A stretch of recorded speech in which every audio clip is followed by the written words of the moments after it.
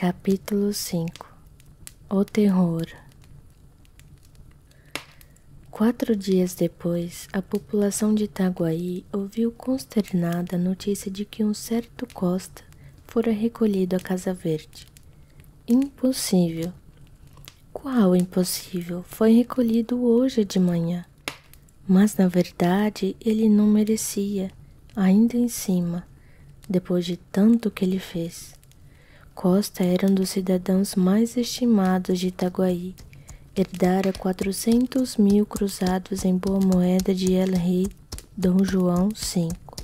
Dinheiro cuja renda bastava, segundo lhe declarou o tio no testamento, para viver até o fim do mundo.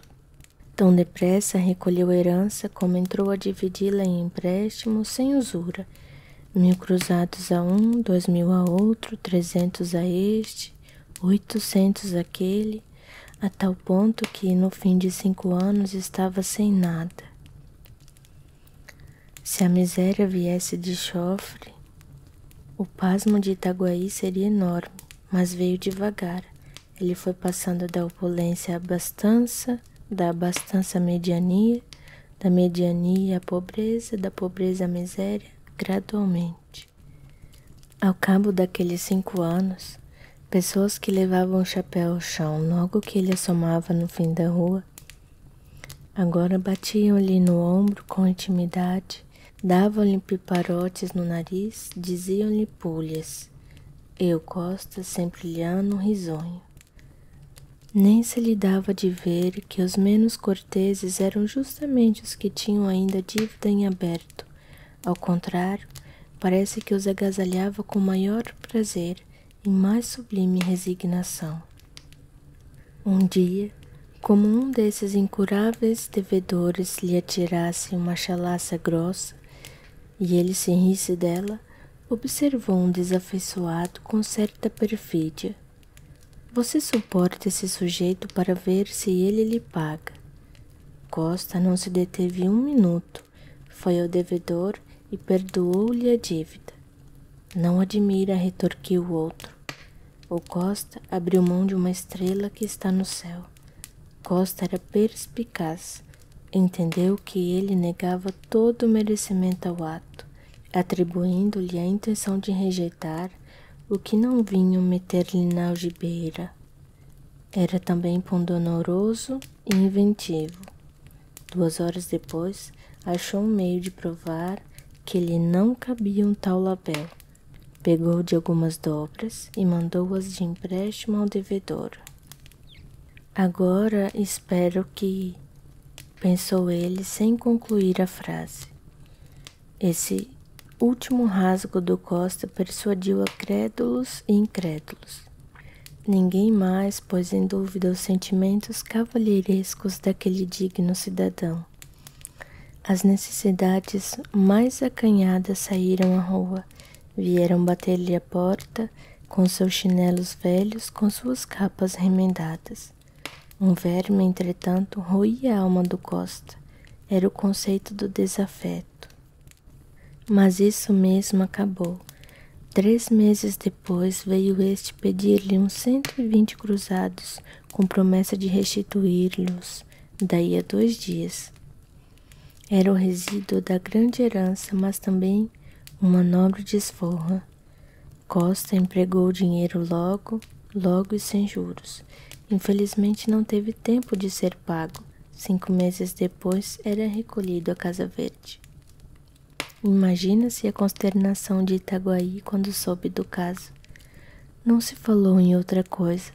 Dizia-se que o Costa ensandecera no almoço, outros que de madrugada, e contavam-se os acessos que eram furiosos, sombrios, terríveis, ou mansos e até engraçados conforme as versões. Muita gente correu à Casa Verde e achou o pobre Costa tranquilo, um pouco espantado, falando com muita clareza e perguntando por que motivo tinham levado para ali. Alguns foram ter com o alienista. Bacamarte aprovava esses sentimentos de estima e compaixão, mas acrescentava que a ciência era ciência e que ele não podia deixar na rua o mentecapto.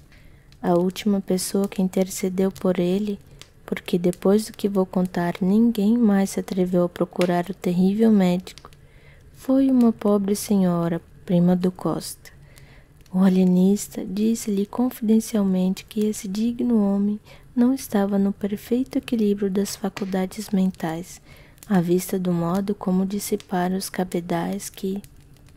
Isso não, interrompeu a boa senhora com energia. Se ele gastou tão depressa o que recebeu, a culpa não é dele. Não, não, senhor. Eu lhe digo como o negócio se passou. O defunto meu tio não era um mau homem, mas quando estava furioso era capaz de nem tirar o chapéu ao Santíssimo. Ora, um dia, pouco tempo antes de morrer, descobriu que um escravo lhe roubara um boi. Imagine como ficou. A cara era um pimentão, todo ele tremia, a boca espumava, lembra-me como se fosse hoje. Então, um homem feio, cabeludo, em mangas de camisa, chegou-se a ele e pediu água.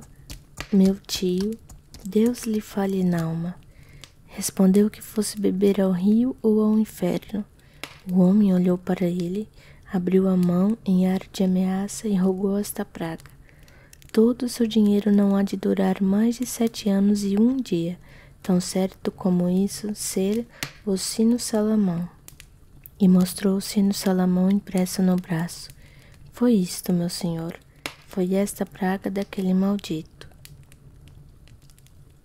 Bacamarte espetara na pobre senhora um par de olhos agudos como punhais. Quando ela acabou, estendeu-lhe a mão polidamente como se o fizesse a própria esposa do vice-rei e convidou-a a ir falar ao primo. A mísera acreditou. Ele levou-a à Casa Verde e encerrou-a na galeria dos alucinados. A notícia desta alevosía do ilustre Bacamarte lançou terror à alma da população. Ninguém queria acabar de crer que, sem motivo, sem inimizade, o alienista trancasse na Casa Verde uma senhora perfeitamente ajuizada, que não tinha outro crime senão o de interceder por um infeliz. Comentava-se o caso nas esquinas, nos barbeiros, edificou-se um romance, umas finezas namoradas que o alienista outrora dirigira à prima do Costa, a indignação do Costa e o desprezo da prima. E daí a vingança. Era claro, mas a austeridade do alienista, a vida de estudos que ele levava pareciam desmentir uma tal hipótese. Histórias. Tudo isso era naturalmente a capa do velhaco. E um dos mais crédulos chegou a murmurar que sabia de outras coisas. Não as dizia por não ter certeza plena, mas sabia, quase que podia jurar. Você que é íntimo dele, não nos podia dizer o que há, o que houve, que motivo? Crispim Soares derretia-se todo. Esse interrogar de gente inquieta e curiosa, dos amigos atônitos, era para ele uma consagração pública. Não havia duvidar. Toda a povoação sabia, enfim, que o privado do alienista era ele, Crispim, o boticário, o colaborador do grande homem das grandes coisas, daí a corrida botica. Tudo isso dizia o carão jucundo e o riso discreto do boticário. O riso e o silêncio, porque ele não respondia nada. 1, 2, 3 monossílabos, quando muito soltos, secos, escapados no fiel sorriso, constante e miúdo, cheio de mistérios científicos que ele não podia, sem desdouro nem perigo, desvendar a nenhuma pessoa humana. Há coisa, pensavam os mais desconfiados. Um desses limitou-se a pensá-lo, deu de ombros e foi embora. Tinha negócios pessoais.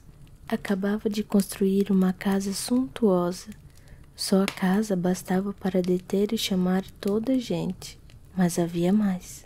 A mobília que ele mandara vir da Hungria e da Holanda, segundo contava, e que se podia ver do lado de fora porque as janelas viviam abertas, e o jardim que era uma obra-prima de arte e de gosto.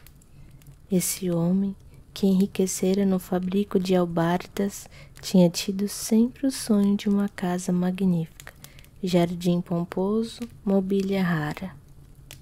Não deixou o negócio das albardas, mas repousava nele na contemplação da casa nova, a primeira de Itaguaí, mais grandiosa do que a Casa Verde, mais nobre do que a Câmara. Entre a gente ilustre da povoação havia choro e ranger de dentes, quando se pensava, ou se falava, ou se louvava a casa do albardeiro, um simples albardeiro, Deus do céu. Lá está ele embasbacado, diziam os transeuntes de manhã. De manhã, com efeito, era costume do Mateus estatelar-se no meio do jardim com os olhos na casa, namorado, durante uma longa hora, até que vinham chamá-lo para almoçar. Os vizinhos, embora o cumprimentasse com certo respeito, riam-se por trás dele, que era um gosto. Um desses chegou a dizer que o Mateus seria muito mais econômico e estaria riquíssimo se fabricasse as albardas para si mesmo, epigrama ininteligível, mas que fazia rir as bandeiras despregadas. Agora lá está o Mateus a ser contemplado, diziam à tarde. A razão desse outro dito era que de tarde, quando as famílias saíam a passeio, jantavam cedo, usava Mateus postar-se à janela, bem no centro, vistoso, sobre um fundo escuro, trajado de branco, atitude senhoril, e assim ficava 2 e 3 horas até que anoitecia de todo. Pode crer-se que a intenção do Mateus era ser admirado e invejado, posto que ele não o confessasse a nenhuma pessoa, nem ao boticário, nem ao Padre Lopes, seus grandes amigos. E, entretanto, não foi outra alegação do boticário quando o alienista lhe disse que o albardeiro talvez padecesse do amor das pedras, mania que ele, Bacamarte, descobrira e estudava desde algum tempo. Aquilo de contemplar a casa... Não, senhor, acudiu vivamente Crispim Soares. Não, há de perdoar-me, mas talvez não saiba que ele de manhã examina a obra, não admira. De tarde são os outros que o admiram a ele e a obra. E contou o uso do albardeiro todas as tardes, desde cedo até o cair da noite. Uma volúpia científica alumiou os olhos de Simão Bacamarte. Ou ele não conhecia todos os costumes do albardeiro, ou nada mais quis, interrogando Crispim, do que confirmar alguma notícia incerta ou suspeita vaga. A explicação satisfê-lo, mas como tinha as alegrias próprias de um sábio, concentradas, nada viu o boticário que fizesse suspeitar uma intenção sinistra. Ao contrário, era de tarde, e o alienista pediu-lhe o braço para irem a passeio. Deus, era a primeira vez que Simão Bacamarte dava ao seu privado tamanha honra. Crispim ficou trêmulo, atarantado, disse que sim, que estava pronto. Chegaram 2 ou 3 pessoas de fora. Crispim mandou-as mentalmente a todos os diabos. Não só atrasavam o passeio, como podia acontecer que Bacamarte elegesse alguma delas para acompanhá-lo e o dispensasse a ele. Que impaciência, que aflição! Enfim saíram. O alienista guiou para os lados da casa do albardeiro, viu a janela, passou 5 ou 6 vezes por adiante, devagar, parando, examinando as atitudes, a expressão do rosto. O pobre Mateus apenas notou que era objeto da curiosidade ou admiração do primeiro vulto de Itaguaí. Redobrou de expressão, deu outro relevo às atitudes. Triste, triste, não fez mais do que condenar-se. No dia seguinte, foi recolhido à Casa Verde. A Casa Verde é um cárcere privado, disse um médico em clínica. Nunca uma opinião pegou e graçou tão rapidamente. Cárcere privado. Eis o que se repetia de norte a sul e de leste a oeste de Itaguaí. Há medo, é verdade, porque durante a semana que se seguiu à captura do pobre Mateus, 20 e tantas pessoas, 2 ou 3 de consideração, foram recolhidas à Casa Verde.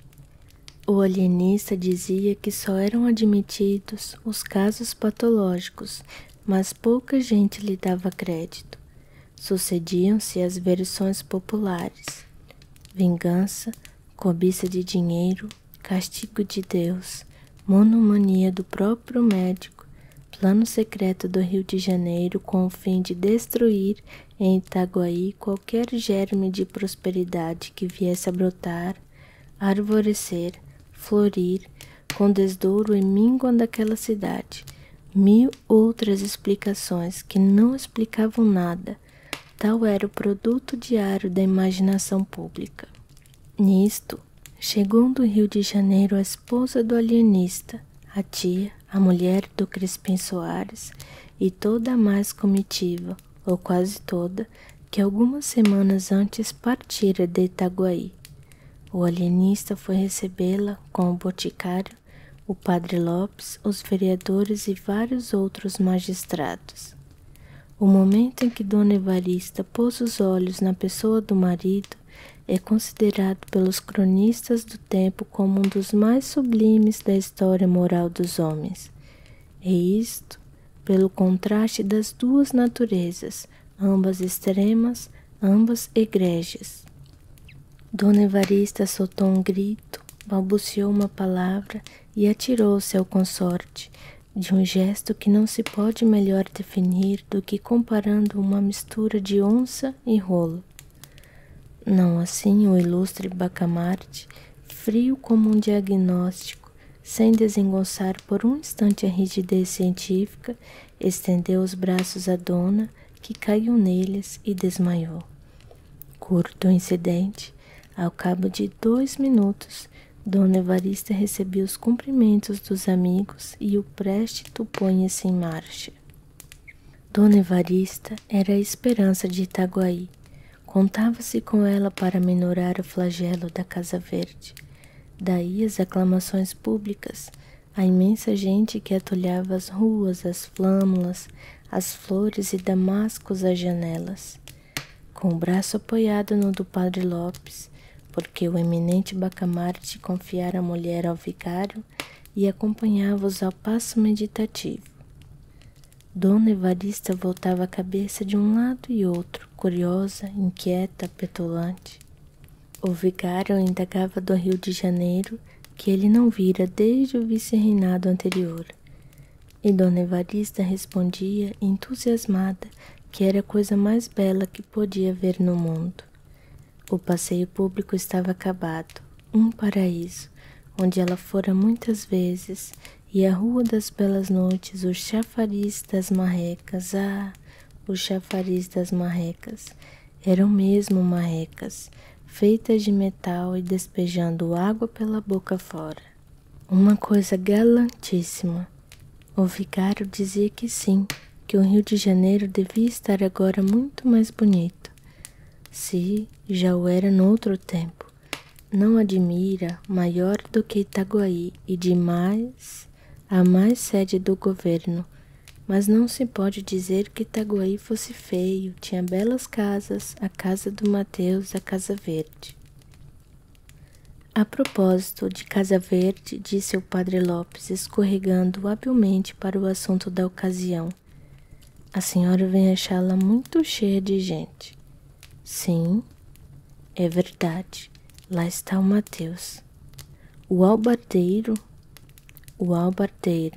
está o Costa, a prima do Costa, e fulano, e cicrano, e... Tudo isso doido? Ou quase doido, obtemperou o padre. Mas então... O vigário derreou os cantos da boca, à maneira de quem não sabe nada, ou não quer dizer tudo. Resposta vaga que se não pode repetir a outra pessoa por falta de texto. Dona Evarista achou realmente extraordinário que toda aquela gente ensandecesse, um ou outro vá, mas todos. Entretanto, custava-lhe duvidar. O marido era um sábio, não recolheria ninguém à Casa Verde sem prova evidente de loucura. Sem dúvida, ia pontuando o vigário. 3 horas depois, cerca de 50 convivas sentavam-se em volta da mesa de Simão Bacamarte. Era o jantar das boas-vindas. Dona Evarista foi o assunto obrigado dos brindes, discursos, versos de toda a casta, metáforas, amplificações, apólogos. Ela era esposa do novo Hipócrates, a musa da ciência, anjo divina, aurora, caridade, vida, consolação. Trazia nos olhos 2 estrelas, segundo a versão modesta de Crespim Soares, e 2 sóis no conceito de um vereador. O alienista ouvia estas coisas um tanto enfastiado, mas sem visível impaciência. Quando muito dizia ao ouvido da mulher que a retórica permitia tais arrojos sem significação. Dona Evarista fazia esforços para aderir a esta opinião do marido, mas, ainda descontando 3/4 partes de louva-minhas, ficava muito com que enfornar-lhe a alma. Um dos oradores, por exemplo, Martim Brito, rapaz de 25 anos, pinta alegrete, acabado, curtido de namoros e aventuras, declamou um discurso em que o nascimento de Dona Evarista era explicado pelo mais singular dos reptos. Deus, disse ele, depois de dar ao universo o homem e a mulher, esse diamante e essa pérola da coroa divina, e o orador arrastava triunfalmente esta frase de uma ponta à outra da mesa. Deus quis vencer a Deus e criou Dona Evarista. Dona Evarista baixou os olhos com exemplar modéstia. 2 senhoras, achando a cortesanice excessiva e audaciosa, interrogaram os olhos do dono da casa, e, na verdade, o gesto do alienista pareceu-lhes nublado de suspeitas, de ameaças e provavelmente de sangue. O atrevimento foi grande, pensaram as 2 damas, e uma e outra pediam a Deus que removesse qualquer episódio trágico, ou que o adiasse, ao menos para o dia seguinte. Sim, que o adiasse. Uma delas, a mais piedosa, chegou a admitir consigo mesma que Dona Evarista não merecia nenhuma desconfiança, tão longe estava de ser atraente ou bonita. Uma simples água morna. Verdade é que se todos os gostos fossem iguais, o que seria do amarelo? Essa ideia fê-la tremer outra vez, embora menos porque o alienista sorria agora para Martim Brito e, levantados todos, foi ter com ele e falou-lhe do discurso. Não lhe negou que era um improviso brilhante, cheio de rasgos magníficos.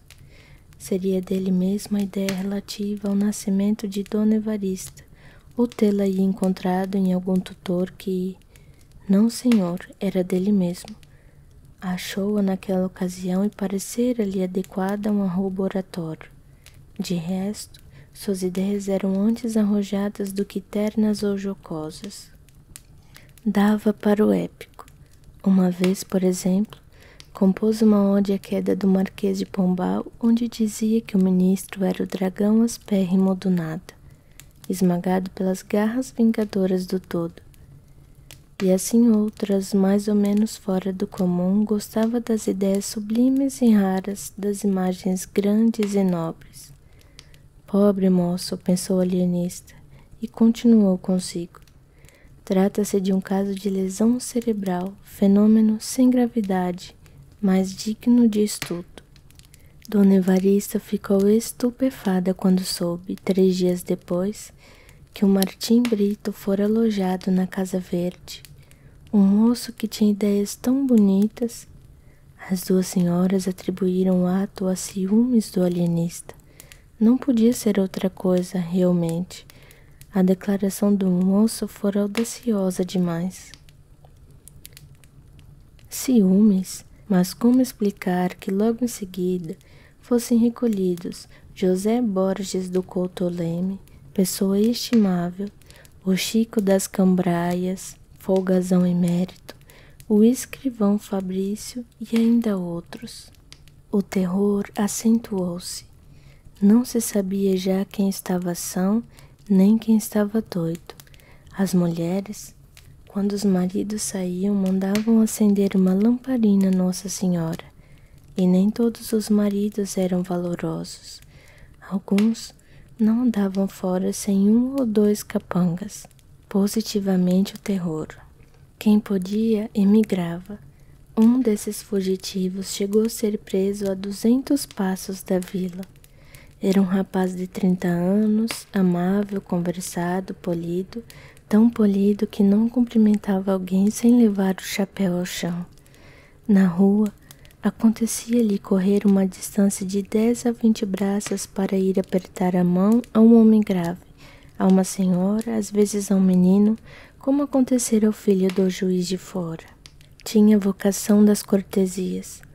De resto, devia as boas relações da sociedade, não só aos dotes pessoais que eram raros, como a nobre tenacidade, com quem nunca desanimava diante de 1, 2, 4, 6 recusas, cara feias, etc.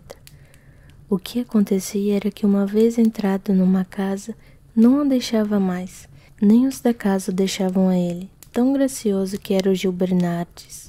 Pois o Gil Bernardes, apesar de se saber estimado, teve medo quando lhe disseram um dia que o alienista o trazia de olho.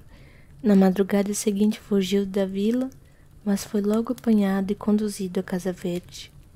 Devemos acabar com isto. Não pode continuar. Abaixo a tirania. Déspota, violento, Golias. Não eram gritos na rua. Eram suspiros em casa, mas não tardava a hora dos gritos. O terror crescia, avizinhava-se a rebelião. A ideia de uma petição ao governo para que Simão Bacamarte fosse capturado e deportado andou por algumas cabeças antes que o barbeiro Porfírio a expendesse na loja, com grande gesto de indignação. Note-se, e essa é uma das laudas mais puras dessa sombria história, note-se que o Porfírio, desde que a Casa Verde começava a povoar-se tão extraordinariamente, viu crescerem os lucros pela aplicação assídua de sanguessugas que dali lhe pediam. Mas o interesse particular, dizia ele, deve ceder a um interesse público. E acrescentava: é preciso derrubar o tirano. Note-se mais que ele soltou esse grito justamente no dia em que Simão Bacamarte fizera recolher a Casa Verde um homem que trazia com ele uma demanda, o coelho. Não me dirão em que é que o coelho é doido? Bradou Porfírio. E ninguém lhe respondia. Todos repetiam que era um homem perfeitamente ajuizado. A mesma demanda que ele trazia com o barbeiro acerca de uns chãos da vila era filha da obscuridade de um avará e não da cobiça ou ódio. Um excelente caráter o coelho. Os únicos desafeiçoados que tinham eram alguns sujeitos que, dizendo-se taciturnos ou alegando andar com pressa, mal o viam de longe, dobravam as esquinas, entravam nas lojas, etc. Na verdade, ele amava a boa palestra, palestra comprida, gostava sorvos largos e assim é que nunca estava só, preferindo os que sabiam dizer 2 palavras, mas não desdenhando os outros. O Padre Lopes, que cultivava o Dante e era inimigo do coelho, nunca o via desligar-se de uma pessoa que não declamasse e emendasse esse trecho. Ele boca sollevò dal fero pasto o coelho secatore. Mas uns sabiam do ódio do padre e outros pensavam que isto era uma oração em latim.